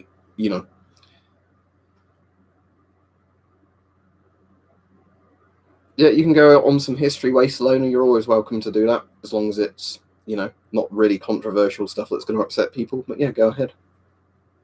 I'll probably be on at least another 10 minutes. I don't know if I'll be on much longer than that, but it's been a good stream so far. Oh, 50 likes. Don't forget to like the stream if you're on, because the more people that like, the more YouTube seems to share them. I'll tell everybody why it's a bit quiet, what tomorrow's video is on. Hang on. Tomorrow's video? Oh, don't forget I put a video on yesterday that's 55 minutes long, because not many people have watched it yet. Tomorrow's video is Radium Dials Gamma Warning. You'll know a bit about this if you've watched the streams recently, but it's showing just how much gamma radiation comes off some old radium aircraft dials, and that's ignoring radon gas as well. It's just because I've heard some people say, oh, they barely give off anything. Like, no, some dials are pretty scary.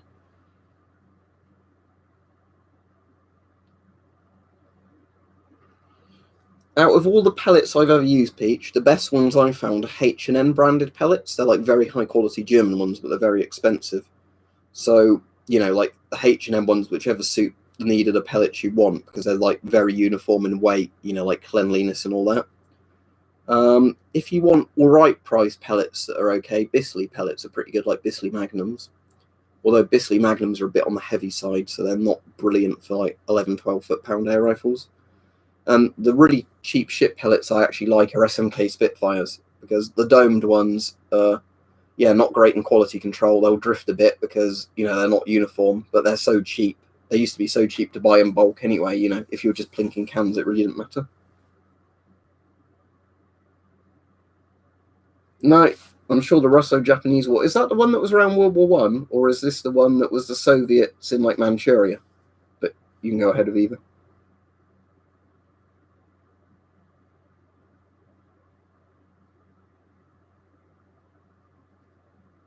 But I think there's some videos on my channel, Peach, if you go back a while ago, where I actually showed all the different air rifles I had and the tins of even the pellets I'd used up and reviewed them.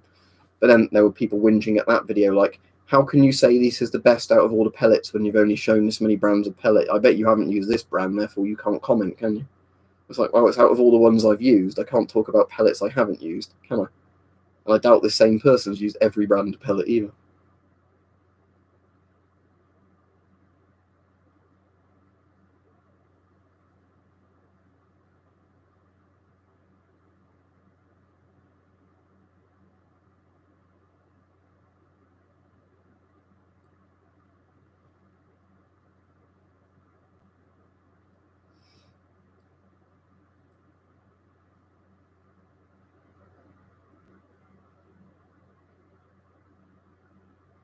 Any idea what the box is, Crusader?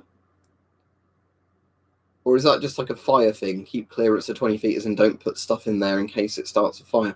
Use a Geiger counter and find out. But you'd have to have a very strong radiation source to need 20 feet clearance. What's 20 feet in meters? Hang on. So the foot is 12 inches, isn't it? So just for people to visualize it. And of course, I've got the ruler in place. I can't pick it up easily. Hang on, because I actually use this a lot when I'm measuring things with Geiger counters to check things. So that's a foot, right, from there to there. So 20 feet, that's 20 lengths of this. So I don't think my room's even 20 feet across. So if that's radioactive, it'd have to be very radioactive, considering, I've got radium and shit, and you go past like a foot and you can't measure it.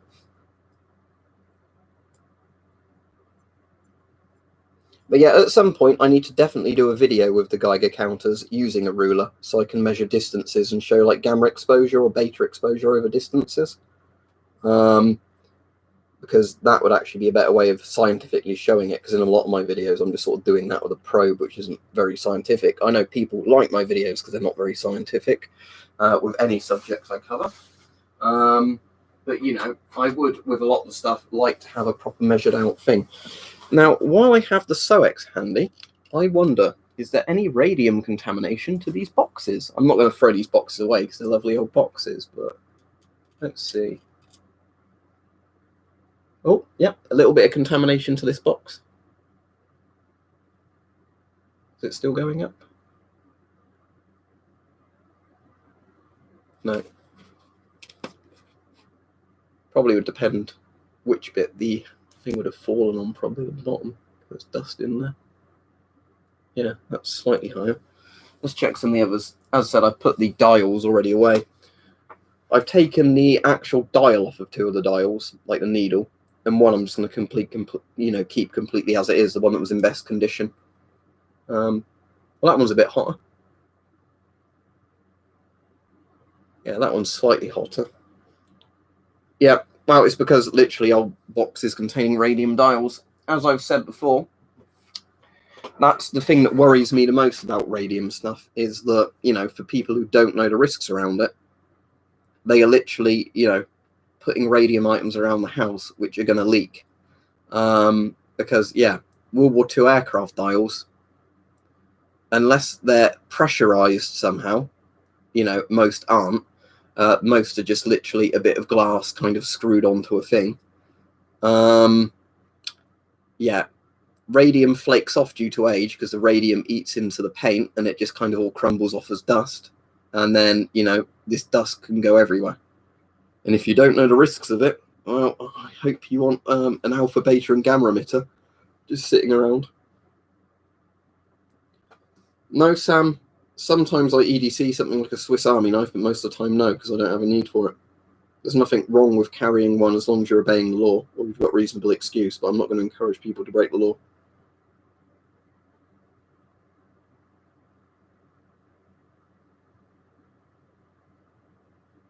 I have no idea if that's a joke or not, hyperowl mapping, but no, I've not heard of that. All right, see you, Ghost Users. Thanks for being on. Yep. The only thing that's nice, Martin, about that stuff, if you don't want it to be radioactive, is generally old watches and clocks aren't that radioactive because the companies were cheap with the paint. It's military grade shit that's generally the really radioactive. Also, I think I found something even more radioactive than the aircraft dials, but sadly I've not seen any for sale at a sensible price. But for people into World War II history, one of the things they sometimes did is they had luminous kind of dial things. They still kind of do this today, but they were like luminous, like cat eyes things for soldiers to put on their helmets, so other soldiers could spot them in the dark who are on their side. I don't know how they exactly did it, so the enemy didn't see them. So they're kind of like dog tag size things, but they're luminous. And one of the really, really hot examples is the US World War II ones, where they literally had, it's not quite as big as this tin, but it's fairly chunky, so it's probably like that big. And it was just literally a sheer bit of radium paint like that. And when I've seen some people put Geiger counters near them, although there's not many videos of them, on YouTube of people actually doing it, I think they're higher than the 2 or 3 millisieverts you tend to get from the aircraft dials.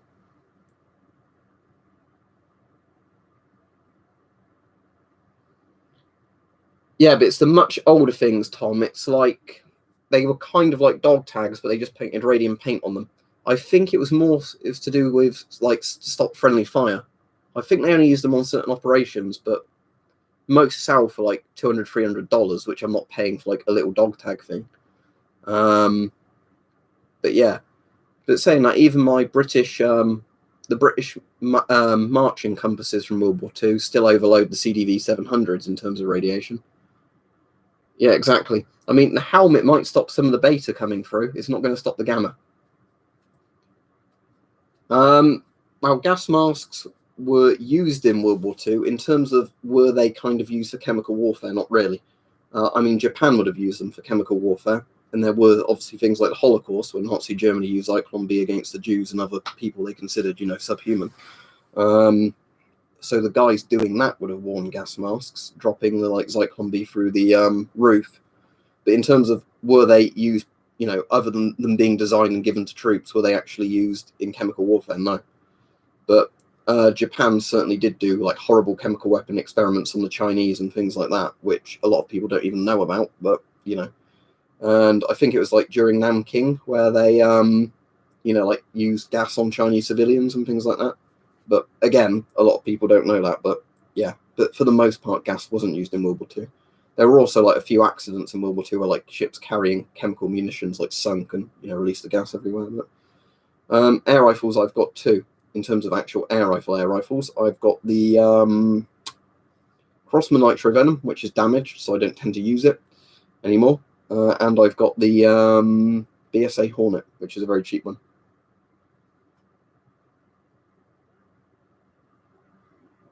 All right, we don't like E-drama here, hyperowl mapping, but I'll take your word for it because I've never looked him up and I probably won't. The underlever I've got is what's it? Daisy Red Rider, but that's more of a classic BB gun than an air rifle.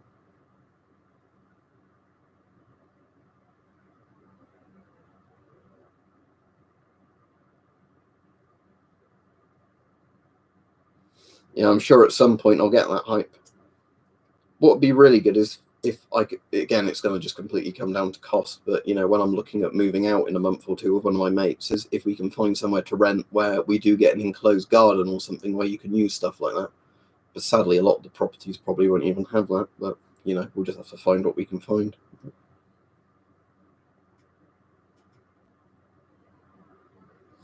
Yeah, Unit 731 was some of the stuff I was talking about, Chris, but yeah. But they also did use chemical and biological weapons against the Chinese in other incidents, as well as Unit 731. I don't want to make the stream really depressing and talk about shit like that all the time. It's one of those things where, how many people who go on about how horrible the, nuclear bombing of Hiroshima and Nagasaki were, know anything about Unit 731? Probably none of them. Two wrongs don't make a right, but if you have an army, and a government completely intent on committing like the most horrible human rights abuses, biological, chemical warfare and all that, and then they lose because they get nuked, I don't really have much sympathy for them. You can't, Elliot. Don't ask anything like that again or get blocked, because it's against the law.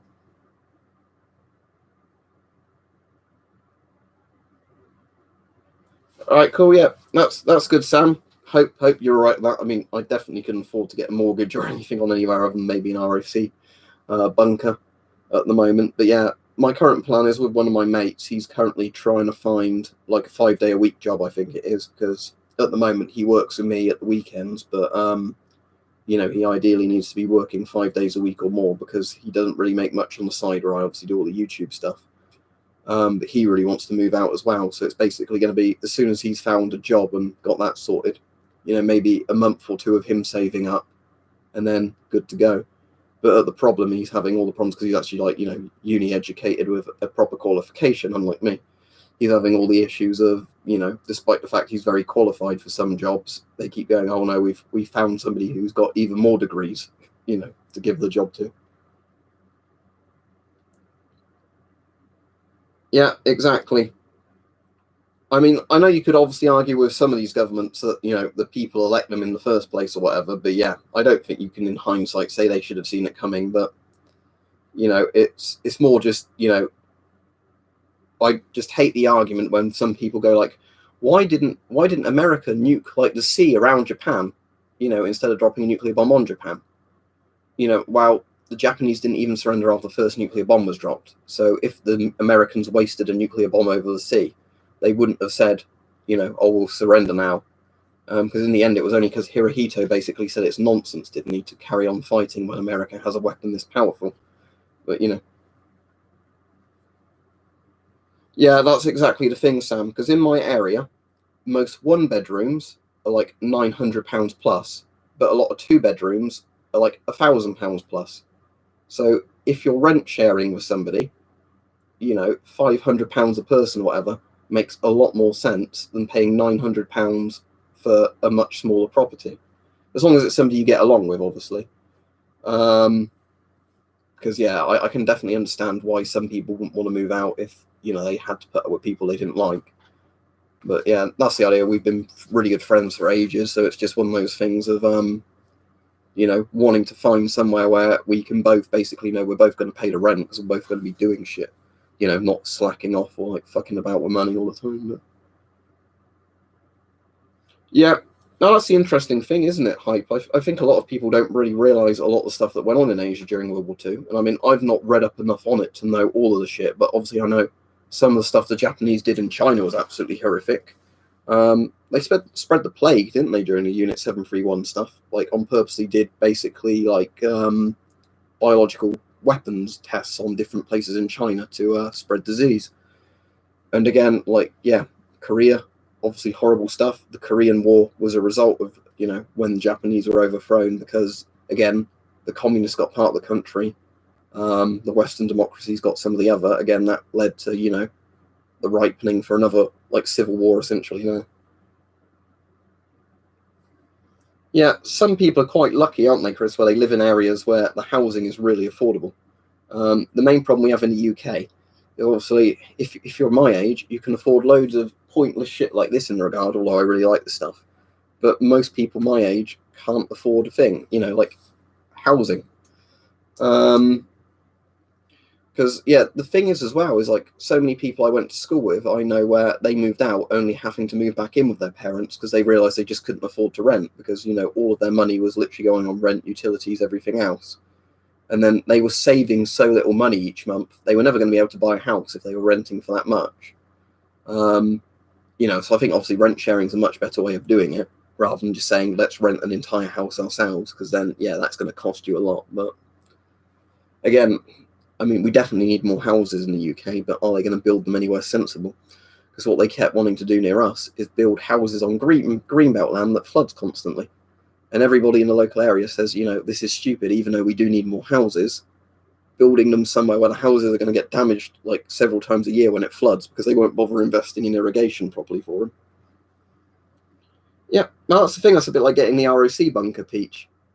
Bury a shipping container in the garden, as long as there's ventilation. You've got a single room apartment, haven't you? I've seen some cool American things where people have buried school buses and containers to make little like backyard bunkers.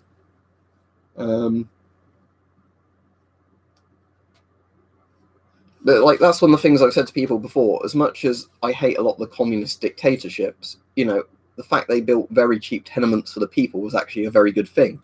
Because at least people had housing. But yeah, we're in kind of this crazy situation, especially because the UK is such a high population density for a relatively small island.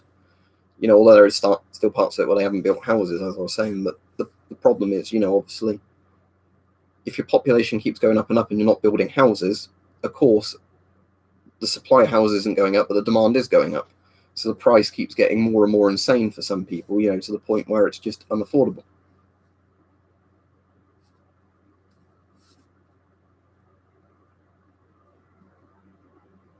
I won't move all of them, Jennifer. That's the simple answer. A lot of it's staying here because I've got, I'm allowed to store them here, so I'd keep them here. I'd have to find out how big the room's going to be, and then I'd just take enough valuables I can safely lock in one room. But yeah, for a lot of it, there's just not going to be a lot of it moving over. That's the simple answer to it. Right, I'll go on for another 5 minutes. I've been on an hour and 45 minutes, and then I'll end the stream. Is Chris in the chat? If he is, he'd be the best person to ask. I've never done anything with a Klansman radio for the S10. I've got one or two, but I've not got the shit to, attach them to. So I just show them in the videos how they do attach the mask.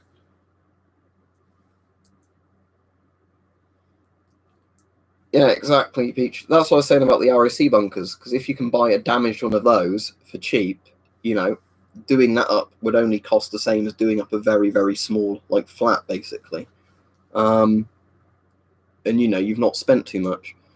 But even on some of those, like, programs where you see people buy the houses and do them up, on some of those, though, they're still spending, like, 150 to 200 grand on a house in a shit condition, to then have to spend like several years doing it up to make it livable. So it's,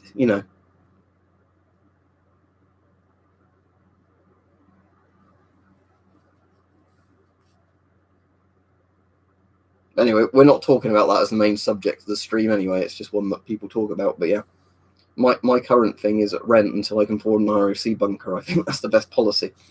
Then be a complete hermit living in an ROC bunker. As long as I can get internet wired into it, that's all right. I can literally stream from a bunker, looking probably more and more. Yeah, that's good, Tom. I know where Bryce Norton's near me. They've got like loads and loads of military housing built there, and stuff like that. And it's good they do that, but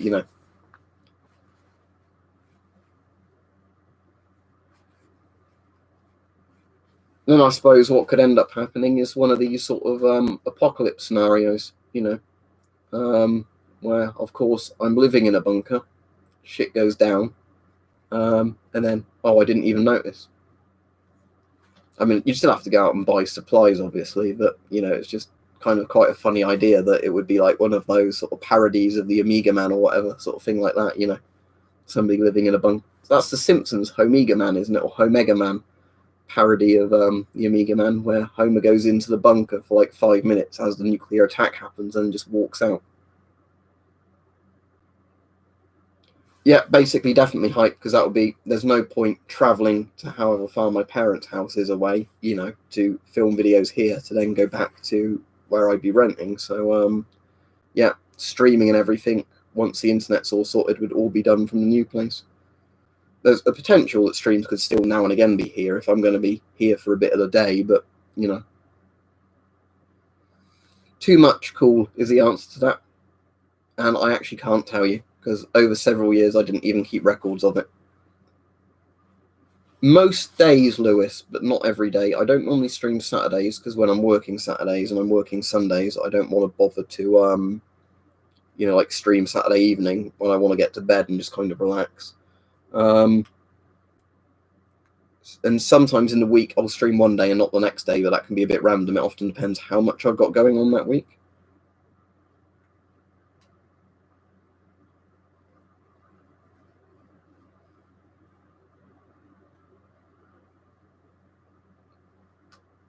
I'll make sure I film some more of those, Adam, before I leave. A few people have said, could I do some really retro gas mask tests just by gassing myself with air freshener in the bathroom? And I said, sure, but I'll have to think of a good mask to do it with. I haven't done it yet.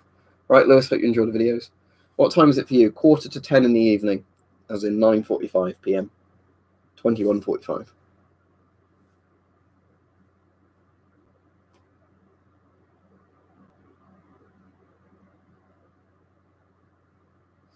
Yeah, basically that. Oh, YouTube hasn't sent the notification out again. Grumble, grumble. When outside. I review a few helmets. Saying about helmets, Mary, I've got a helmet when it finally gets dispatched, because annoyingly, despite the huge price it cost, it seems the seller isn't very fast on dispatching it. I've got a revision helmet on order. Like technically the Mark 8, but the Virtus revision, whatever they call it. The one made from the same stuff the US ECH is made out of. The, like really, really strong plastic rather than Kevlar. And basically that means I never need to get another modern helmet again, because it's one which just already has all the night vision mounts and shit on it already.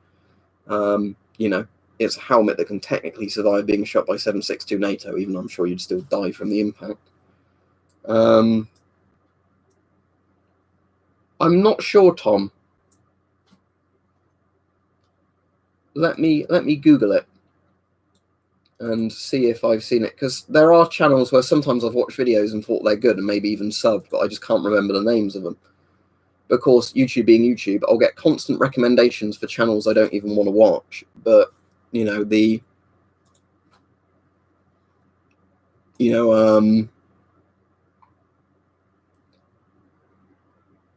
have I watched? Yes, I have. I've watched one of his videos, Body Armor vs. the British Army, 1940 to 2016. Very good channel. I did come up with one thing for him, though, on that video, which was me kind of being a bit funny, but not really. He kept referring to the old flak jackets as Kevlar. The old Northern Ireland period ones are ballistic nylon. It wasn't as efficient as Kevlar. It's why they're so bulky, because they're the same as the US, like Vietnam era vests, ballistic nylon. Made by DuPont, who didn't then later make Kevlar. But yeah, very good channel from that video I saw. It was just minor correction. Well, I know a lot of people mistake ballistic nylon for Kevlar, because it was basically made by the same company before Kevlar. And it works in the same way, it just wasn't as efficient. The one they call the Virtus, or whatever it's called, or essentially the Mark 8 or the revision helmet. I think Cobra Revision 2 is its technical name.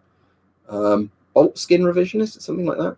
I mean, when it comes, I have to make sure it's genuine, because I imagine there could be scammers with that regard, of get an airsoft helmet, put a couple of things on it to make it look more genuine, sell it for the price of actual military-grade helmets. Yeah, regular Mark 6 Tom is ballistic nylon. The Mark 6A is Kevlar. That's why they made the outside black, so you could distinguish them. So the Mark 6A would actually give you much better protection. Then the Mark 7 was Kevlar as well. I'm just trying to see. I don't know if I've got my Mark 6 and Mark 7 handy. I think annoyingly they're in that, bucket. Not bucket, like lockbox. They're hard to get at. But yeah. The green Mark 6 is in, if you didn't have the camera cover on, the one that's like olive green, that's ballistic nylon. Because the old Mark 3 and Mark 4 were steel pot helmets that, funnily enough, gave better protection. Then, yeah, first gen Mark 6, ballistic nylon. At some point, they upgraded that to the Mark 6A, which was Kevlar. Then the Mark 7 was Kevlar. And now they're using the stuff the Americans use in the helmets, but they're technically American helmets bought under license, aren't they? Which is that stuff that's the same stuff as milk cartons, funnily enough. But really, really strong.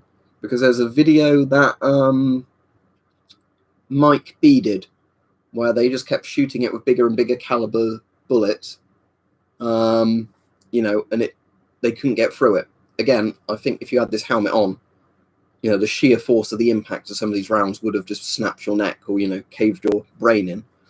But it was really impressive that, 7.62 NATO from a bolt action rifle could not get through the front of this helmet. It made it cave in about that much inside, but the round didn't penetrate. That's good. It did look like a really good liner, actually, what I saw, Tom, from the pictures when I ordered it. The thing is, I like the Mark 7's liner, and a load of people don't like that. But the problem I have with a lot of helmets is I generally prefer simple liners to complex liners. Because unless somebody does a complex liner really well, where you can adjust every bit to fit your head perfectly, the thing I hate with complex liners is sometimes there are bits you can't adjust, and then they just annoy me. That's why I kind of like the really old retro helmets that, you know, a bit like, I can just quickly show you one before I stop the stream. There's one handy. Oh, yeah, the Yugoslav one, that's perfect. I mean, this is fairly complicated, but it's like an American M1 helmet liner, but without the inner plastic shell. Although this has a really good strap, but, you know, the idea that it's just some bands you tighten, and then a strap like this, that it's definitely better than 3A hype. I think it's rated to stop 7.62 by 39mm. It's not actually rated to stop 7.62 by 51. It does in tests people have done on it. But yeah, when it comes to liners, unless it's a modern liner done really well, I like simple old liners just because I find them much more comfortable to adjust, you know. Yeah, I've heard they're good because I've heard people have complained, haven't they, about a lot of the Virtus stuff or however it's pronounced. But yeah, I've heard that the those helmets are actually really good compared to, you know, some of the shit. But yeah, the Mark 7 obviously wasn't bad because the Mark 7, if you watch tests on it, performs the same way as any 3A Kevlar helmet does. But obviously, I think the problem was that Britain took so long getting a helmet to the stage that everybody else in Europe had done, like by the 90s, you know, some even by the 80s, because South Africa, I know that's not in Europe, and the US, which also isn't in Europe, had decent Kevlar helmets by the 1980s. But yeah, Britain, for whatever reason, didn't have a good, you know, helmet until the Mark 6A, and even then that had loads of problems that the Mark 7 had to fix. Yeah, I think I'll go off in a minute because I've gone over the time, so I was going to do it. But I think from what I've read on the Mark 7, the reason people, and just for anybody who doesn't know, obviously I've never done military service. I was interested in it at one point, but then because I've got a couple of chronic illnesses, you know, definitely unfit to serve in that regard. But everything I've read when I've talked to people, it's because the Mark 7, you know, actually offered decent protection, and it's oh, sadly, I must have put my Mark 7 away because I did have a Mark 7 sitting about there that's probably in there with some of the other shit. You know, the Mark 7's line is fairly comfortable, and it's, again, a Kevlar 3A helmet, so it gives you decent head coverage, you know, and stuff. But yeah, I think the problem was that they had the Mark 6 for ages, which didn't even offer the protection the old steel pots offered. Then you had the Mark 6A, and while it was Kevlar, it had all the problems where it would, you know, interfere with rucksacks on the back and all stuff like that. And obviously the Mark 7 did fix all those things, but at that point, I guess, because we had the opportunity to buy, you know, like total modern grade helmets, we actually did it rather than just stick with Kevlar for longer. Probably one tomorrow, Tom, but I don't know what time exactly yet. If Weapon Collector's still on and he's streaming in the evening, I'll stream before him, maybe 8 to 9 p.m, but I don't know exactly yet. It might depend what I end up having to do tomorrow. But yeah, thanks for everybody for watching. It's been a good stream. Probably got a lot of watch time on this one, so YouTube might like that for once. And yeah, hopefully I'll stream tomorrow, but I'm not sure of an exact time yet. I'll just have to be on when I'm on. But yeah, see you everybody.